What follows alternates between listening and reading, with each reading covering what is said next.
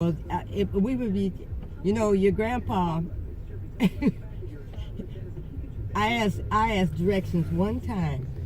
Oh, it was more than once, Grandma. No, I was over in, where was I? I couldn't. Walmart, over in that area. I was over there, and I went up a wrong street. I was still somewhere near the freeway, but I had the mistake of calling and asking him about. That was one time, but you called me too when you got lost going to Lowe's.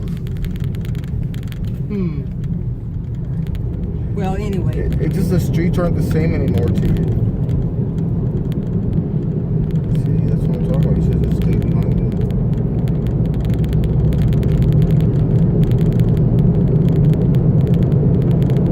It's alright though, Grandma. I forget where I'm going a lot. Well, now that they got GPS in the car, that you can put in your car now, all you got to do is follow that. But I've gotten to the point I don't even want to drive anymore. Same with me, Grandma. Lady asked me, the lady up here in the CVS, the black lady. Oh, yeah. She asked me, do you drive? I said, oh, no, not for a while now. I let my driver's license lapse, so all I got is an ID card.